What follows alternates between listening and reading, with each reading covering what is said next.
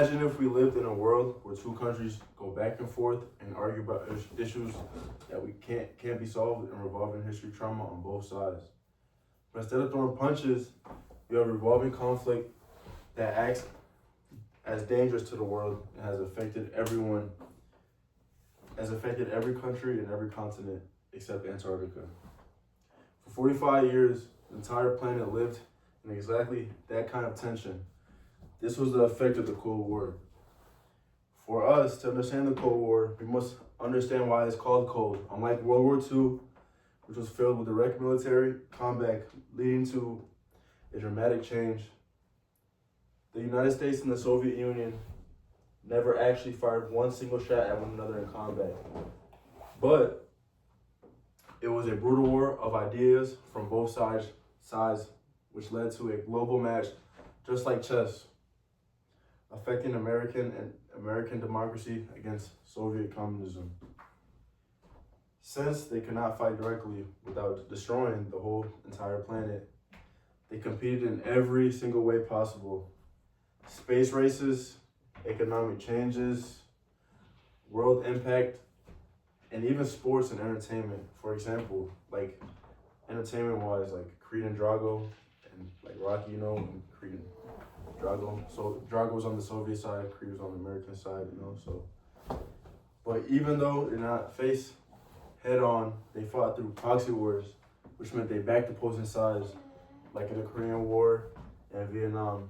For example, the Soviets supported North Korea, America was on South Korea, and in Vietnam, the communists supported North Vietnamese, and then Americans supported the South Vietnamese. This tension between the Soviet Union and the United States created moments of extreme poles where the world didn't know what would have come in. The most famous was the Cuban Missile Crisis of 1962, where Soviets were putting missiles in Cuba, which was 90 miles away from the United States, that could have targeted major cities just like Miami or New Orleans. This standoff was the U.S. and the Soviets standing on the brink of nuclear war. But there was also a close call that would have changed history forever.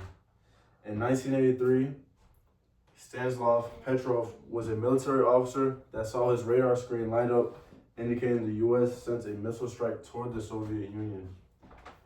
He was actually supposed to contact and tell that a missile attack was coming toward their way.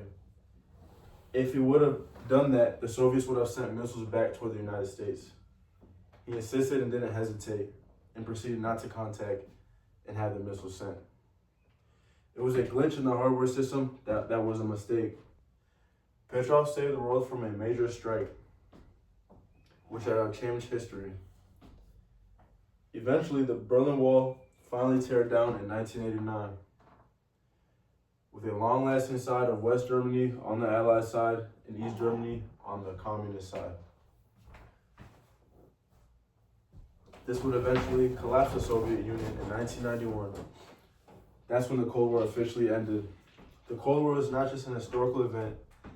It changed the modern world we live in today. It pushed us into a new age in the redevelopment map of Europe and created tensions that we still see in the news today. It reminds us that history is not just shaped by the battles that are fought, but sometimes the catastrophic wars that leaders and everyday individuals manage to prevent. That's it. Good job.